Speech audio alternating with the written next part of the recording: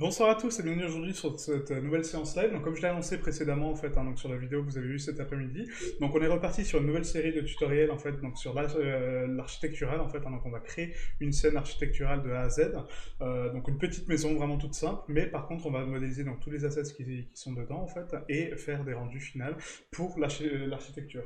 Donc ce soir j'ai l'avantage d'être accompagné par Sophie. Coucou. Donc du coup qui m'aidera voilà donc à suivre un petit peu donc les questions que vous pouvez poser sur le live et comme ça me permettra de travailler en symbiose avec vous, d'accord. Donc le but c'est de faire le projet ensemble si vous le souhaitez, hein. Donc si vous ne le souhaitez pas vous avez toujours donc les vidéos qui seront disponibles sur la chaîne en rediff et vous avez donc un dossier en description pour télécharger donc le dossier de travail avec donc les références que je vais utiliser et du coup un petit peu la même structure de travail que moi, d'accord. Donc si vous avez votre propre structure gardez-la, hein, c'est très très bien, mais du coup voilà ça sera plus simple de travailler avec l'interface, en tout cas les réglages que j'ai fait pour ne pas avoir de problème avec les add-ons ou même les raccourcis que j'utilise. Ok. Donc là on se retrouve sur la version donc 2.90 hein, qui est sortie donc aujourd'hui. Du coup donc j'ai pas encore trop eu le temps de regarder un petit peu les changements, mais normalement il y en a pas tellement que ça. Donc si vous êtes sur la 2.83 c'est pas gênant, d'accord. Donc il y a pas grand chose qui change hein, à mon avis, à part quelques petites fonctions d'interface. C'est vraiment la seule chose qui change, quoi. Donc avant de commencer donc, le tutoriel, je vais vous présenter donc, le fichier justement donc, de travail, hein, d'accord, que je vous ai mis encore une fois en description. Donc vous avez ici donc, le dossier de travail avec donc, les dossiers à assigner, d'accord, donc le dossier cache, cache de rendu, blend, ressources externes, texture, rendu, export et logiciel externe. Donc ça je l'ai expliqué dans la série des étapes essentielles en fait, hein, comment organiser votre dossier de travail. Donc vous allez ici donc, dans éditer préférences, chemin de fichier et vous assignez donc les différents fichiers à ces fichiers-là, d'accord. Comme ça on a un fichier de travail en fait avec toutes les structures. On peut y retrouver le cache, nos textures, nos ressources externes, etc. Ok. Donc ça je l'ai expliqué sur les étapes essentielles. Ensuite dans ce dossier donc vous avez une petite partie où c'est marqué donc ici plan 2D, d'accord, donc c'est le plan qu'on va importer pour créer notre maison. Et ensuite on a ici donc également les meubles, d'accord, donc les références de meubles. Donc on a pour la chambre, la cuisine, décorations diverses, etc. D'accord. Donc je pense qu'on va rajouter 2-3 d'assets que je n'ai pas eu l'occasion de trouver, ou voilà. Mais en tout cas on a des références pour s'inspirer et du coup créer nos propres meubles et nos propres pièces. Ok. Alors du coup on va commencer par importer donc le plan. Donc pour importer une image sur Blender, donc il y a trois solutions en fait différentes. Donc on peut faire un Shift A pour ramener donc ici dans Mesh Image as Planes, donc image pardon, Image as Planes, Background ou référence. D'accord. Donc moi je vais l'importer en Image as Planes. Voilà, je vais aller dans mon dossier de travail, donc ici, hop, dans mon dossier donc plan 2D, et je sélectionne mon image. Voilà. Donc là, l'image est importée, d'accord. Donc du coup, je vais la rotate, donc je vais la replacer proprement. Donc on fait un Alt R pour restart, donc la position, donc la rotation. Alt G pour la replacer et Alt S pour la remettre à la bonne taille. Donc là, on a notre référence en fait qui est importée, d'accord. Sauf qu'on ne la voit pas. Pour la voir, on doit soit passer en mode rendu, ou soit tout simplement, donc ici sur la petite flèche en fait qui est sur la droite, on peut afficher donc les textures, d'accord. Donc là, ce que je vais faire, je vais cliquer sur texture pour afficher mon plan, et pourtant, je suis toujours en mode viewport, d'accord. Mais je vois quand même mon image. Donc ça c'est vraiment très intéressant si on ne veut pas forcément travailler en rendu, ce qui ralentit un petit peu le viewport, mais quand même voir nos textures. Okay. Donc maintenant qu'on a notre plan, on va se donner une échelle de référence pour nos murs, d'accord. Donc là on a donc les murs de la maison, hein, donc ça c'est la maison vue de dessus en plan 2D, et on va se donner donc une référence de taille pour commencer à travailler. Donc là ma référence de taille, j'ai envie de donner une épaisseur de 30 cm à mes murs, donc du coup qu'est-ce que je vais faire? Je vais créer un plan tout simplement, donc Shift A, Mesh, Plan, pour créer donc un plan de référence. Ce plan de référence actuellement il fait combien? Il fait 2 mètres par 2 mètres. Donc si je veux avoir une référence de 30 cm, il faut que je rescale mon plan à 30 cm. Donc on va mettre 0.3. D'accord. Donc 0.3, 0.3. Donc ça va être ma référence pour l'épaisseur de mes murs. Actuellement j'ai un plan qui fait 30 cm. Voilà, donc là maintenant j'ai mon plan. Donc maintenant que j'ai une référence donc, à 30 cm donc, en termes de plan, je peux donc agrandir mon plan pour que justement mes lignes noires fassent 30 cm, d'accord. Donc je me base toujours par rapport à mon plan que j'ai ici, hein, ok. Donc j'agrandis mon plan, je le décale un petit peu, voilà, et là je vois que je me rapproche, hein, donc c'est pas encore tout à fait ça. Je l'agrandis encore un petit peu, hop, voilà, et là c'est parfait, ok. Même si on dépasse un petit peu, c'est pas très gênant, hein. Voilà, donc maintenant que j'ai défini donc, ma taille de mon plan, d'accord, mon plan est bien scale, donc il est bien proportionné, et du coup, mes murs font 30 cm, parce que du coup, je l'ai adapté à ma référence qui est ici. Là, je peux donc appliquer la rotation et la taille donc, de mon plan, ok, comme ça je sais que j'ai les bonnes dimensions de ma maison. Maintenant, on est ici donc sur X, 23 mètres 60, sur Y, 16 mètres, donc j'ai les bonnes dimensions de ma maison. Donc maintenant qu'on a donc les murs de 30 cm, donc ils sont ici hein, avec mon plan, ce que je vais faire pour créer ma structure donc, de plan, Le plan est transparent. Le plan, non, c'est pas le plan qui est transparent au milieu. En fait, c'est que j'ai activé ici donc le X-ray. Voilà, donc ici tu peux l'afficher ou le désafficher, hein. C'est juste pour voir mon plan en dessous. Voilà, donc là maintenant qu'on a ici donc le X-ray, donc maintenant je prends mon plan donc, de référence, donc ce petit carré qui est ici, et du coup je vais le caler sur un des coins, d'accord? Donc peu importe le coin, mais en général voilà, on prend un coin qui est de la même épaisseur, hein, d'accord? Donc celui de droite, celui de gauche ou celui en bas à gauche, d'accord? Donc pas celui-ci parce que du coup là on a la terrasse, mais on va prendre donc un des coins du plan, ok? Donc soit le droit, le gauche ou celui en bas. On va poser notre carré dessus, d'accord? Comme ceci, et là je vais zoomer au niveau de mon carré pour le replacer correctement. Donc là, hop. Voilà. Donc là, on peut voir que mon plan est un petit peu trop grand, donc on va le rescale encore une fois. Donc je le diminue un petit peu. On décale mon plan. Hop. Voilà. Voilà, donc là c'est parfait. Ok? Maintenant que j'ai donc ce petit carré qui est ici, donc qui est placé pile sur mon coin supérieur droit, je peux maintenant passer en mode edit avec Tab, sélectionner donc le mode arrête, d'accord? Et là, en fait, on va faire des extrusions sur ce plan pour créer nos murs, d'accord? Donc on va créer nos murs en 2D pour l'instant, mais ensuite on pourra les extruder sur Z pour leur donner donc une hauteur, d'accord? Donc là, E pour extruder, Y pour sélectionner donc l'axe Y, et là je vais prolonger mon plan jusqu'à arriver à l'intersection, d'accord? Donc allez pas jusqu'en bas pour taper contre le mur, parce qu'après on ne pourra pas faire de prolongation, mais vous allez jusqu'à l'arrête, ok? Voilà. Donc là, je me suis arrêté pile avant la jonction de mon mur. Et là, je vais refaire un EY et je vais taper 0.3. Pourquoi 0.3? Parce que ça correspond aux 30 cm de mon mur. J'appuie sur Entrée. Et là, je suis sûr et certain d'avoir un carré de 30 cm. Parce que j'ai tapé numériquement la valeur. Okay, très important d'être précis en termes de valeur au niveau de l'architecture. Parce que du coup, ça permet d'avoir des proportions propres. Okay, donc là, je vois que j'ai un petit décalage avec mon mur. Donc je vais sélectionner donc les deux arêtes. GY, et je vais les déplacer un tout petit peu vers le bas pour les replacer proprement. Du coup, donc là, maintenant que j'ai cette jonction ici, je vais faire un E pour extruder, X pour sélectionner donc l'axe X, je prolonge mon mur, et là, j'arrive jusqu'à la jonction. Hop, comme ceci. Donc là, je peux me rendre compte que du coup, j'ai un mur un petit peu étrange, parce que du coup, on a un mur interne, d'accord, une épaisseur interne, que pour l'instant, on ne va pas prendre en compte, d'accord? Donc les murs internes, on les fera par la suite. Donc je vais continuer mon extrusion, donc EX, excusez-moi. Donc EX, 0.3 encore une fois pour lui donner donc une taille de 0.30, d'accord? Hop, entrée. Et là, j'ai extrudé de 30 cm. Je peux prolonger maintenant mon mur. Donc là, on a une fenêtre, on ne la prend pas en compte toujours, hein, d'accord? Donc là, on fait que les murs, que les fondations, très important. Donc EY, je prolonge mon mur jusqu'à sa jonction. Hop. Voilà.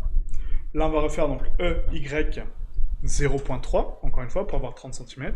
Entrée. Voilà, je sélectionne mon arête de gauche, EX, je prolonge mon mur. Voilà, jusqu'à la fin. J'arrive à ma jonction. Donc ici, hop. EX 0.3, en négatif, hein, donc moins. Là, j'ai un petit décalage, donc je sélectionne mes deux arêtes, je les décale sur X, donc j'ai X. Hein. Voilà. Et là, je peux continuer. Donc EY, j'arrive à ma jonction. Donc là, j'ai un mur interne, encore une fois, de 30 cm, donc je vais quand même le prendre en compte. Hein. Donc EY 0.3. EY, donc là, je prolonge encore une fois donc, mon mur jusqu'à la fin. Voilà. EY 0.3. Je décale mes arêtes. J'arrive ici, donc là j'ai un mur interne encore une fois qui fait partie de mon mur externe, donc je le prends en compte. Hein. EX, on le prolonge. Voilà. EX, je prolonge mon mur pour lui donner une petite épaisseur. Voilà. EX, je prolonge.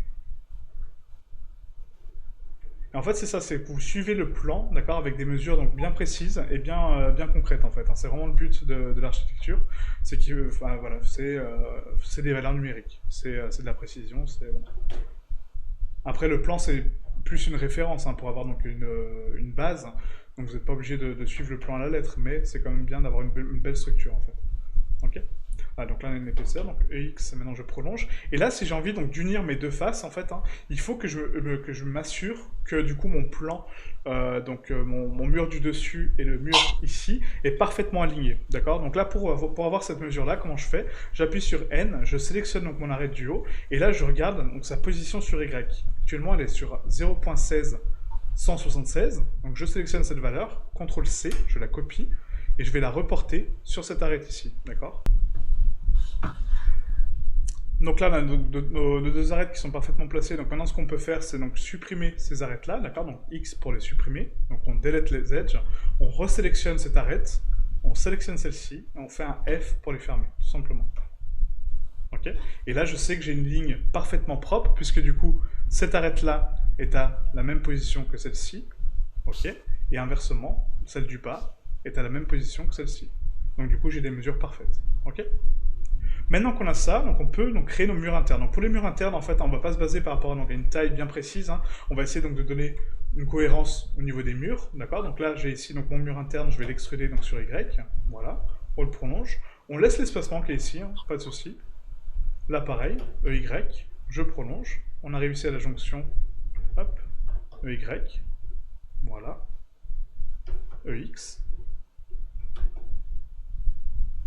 Ah, pour les murs internes, c'est pas très gênant, hein, d'accord? Donc il n'y a pas de règles. Si vous voulez être précis, vous définissez donc une taille de mur donc à 0.15 ou 0.10 pour l'épaisseur des murs, et vous faites vos murs comme ça, mais c'est pas forcément nécessaire.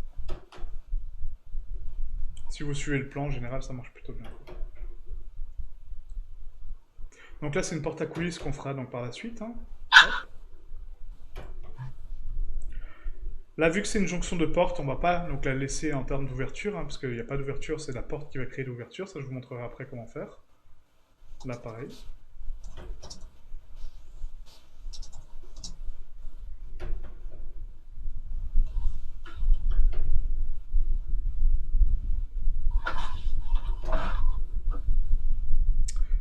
Donc là, tac, on va essayer donc jusqu'à la jonction EX.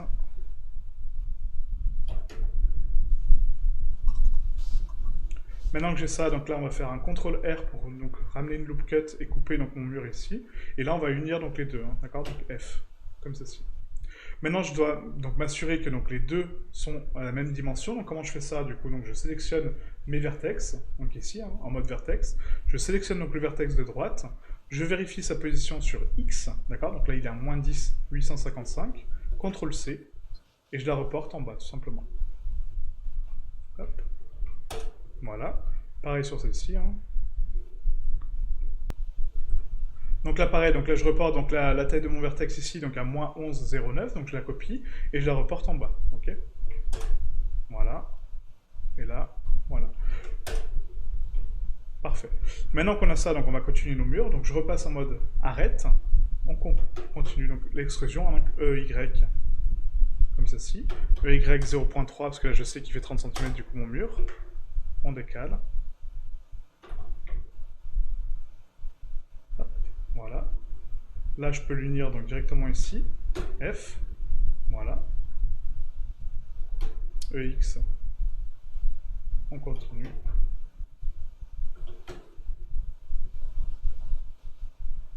Donc maintenant que j'ai donc mon épaisseur qui est ici, donc on va la reporter donc en bas également, d'accord? Donc je sélectionne encore une fois cette arête.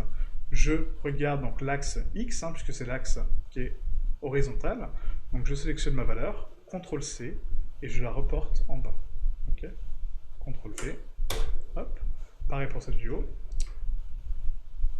Hop. CTRL C. Hop. CTRL V. Ok? Maintenant que j'ai donc la même taille, je sélectionne mes deux arêtes. F pour les fermer. Et j'ai mon mur qui est parfaitement fermé. Okay. On continue, donc là par exemple, je n'ai pas laissé d'espacement donc exprès hein, pour vous montrer. Donc là ce qu'on peut faire c'est CTRL R pour rajouter donc une loop cut et du coup donc la placer pile au niveau de mon mur. CTRL R pour en placer une deuxième. Voilà. Hop. J'ai créé donc l'épaisseur de mon mur. Je resélectionne mon arête, E, Y, et je prolonge mon mur.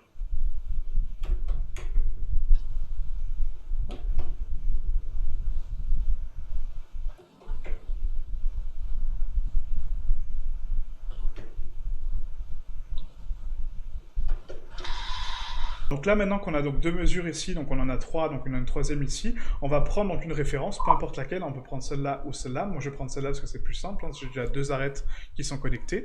Je regarde donc la taille qu'elle fait au niveau de X, sa position, encore une fois, et je la reporte sur celle-ci, ok? CTRL V, voilà.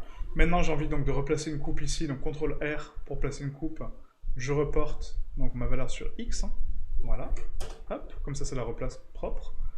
Pareil sur celle-ci, hein, donc je la sélectionne. Hop, je regarde sa valeur, CTRL C, je la reporte sur celle-ci, CTRL V. Et là, je recrée une coupe, je la place, et je reporte la valeur, CTRL V, comme ceci. Maintenant, je vais les fermer.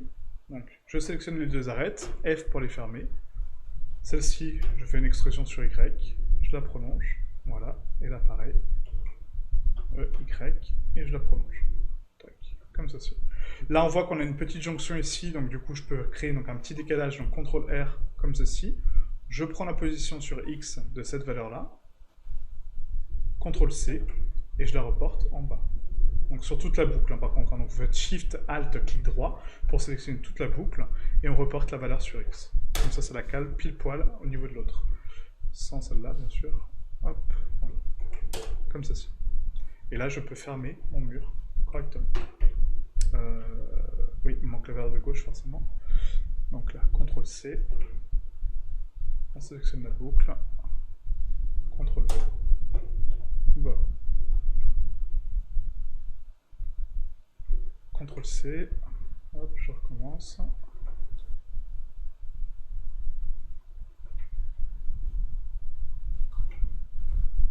Voilà, CTRL V. Tac, comme ceci. Et là, je peux fermer mon mur, excusez-moi. Tac. Ok. Voilà, donc là, on a créé donc les fondations. Donc maintenant que je vous explique donc, brièvement donc, ce qu'on a sur le plan, en fait, quand vous téléchargez un plan d'architecture en général, on est censé donc indiquer les murs, donc qui sont représentés donc en noir, d'accord. Donc les murs externes sont plus épais que les murs internes en général. Hein, on peut avoir donc des épaisseurs équivalentes. Et après, tout ce qui est symbolisé en fait par les petits icônes qu'on voit ici, hein, d'accord. Donc les petites formes qu'on a ici. Les arcs de cercle qui sont donc avec une ligne droite et un arc de cercle, c'est une porte. Les portes qui sont incrustées dans des murs sont des portes coulissantes. Ici, on a des fenêtres, d'accord, qui sont symbolisées par 2 battants, en fait, hein, qui sont donc divisés par un petit rectangle au centre. Donc ça, c'est une fenêtre. Et là, on a une porte, donc une fenêtre coulissante, d'accord. Donc là, c'est symbolisé par donc, une porte devant, d'accord, donc un rectangle devant et un rectangle derrière. Et ça, c'est une baie vitrée qu'on peut ouvrir, une porte coulissante, ok. Ensuite, là, on a des fenêtres simples, fenêtre simple, fenêtre simple. Là, c'est une fenêtre double. Sauvegarde. Sauvegarde. Et c'est à peu près tout. Hein. Après, donc là, c'est des portes aussi d'armoire. Voilà. Et c'est à peu près tout. D'accord. Donc là, ce plan-là, il est vraiment très très simple en termes de lecture. Hein. Après, il y a des plans plus complexes, mais ça, c'est vraiment il est vraiment très simple. Donc fenêtre, porte, porte donc de placard en général, donc des portes plus petites, porte coulissante, et là, c'est fenêtre baie vitrée, quoi. Okay. Donc je vais sauvegarder effectivement. Hop. Et donc maintenant qu'on a ça, donc je vais réafficher mon plan. Donc là on a créé donc les fondations, d'accord, donc les fondations de ma maison. Donc maintenant je sélectionne mon plan, je vais faire un Q rotation de taille pour appliquer sa rotation de taille et origine vers géométrie, très important. Du coup il me recentre mon curseur, enfin mon centre d'origine donc ici.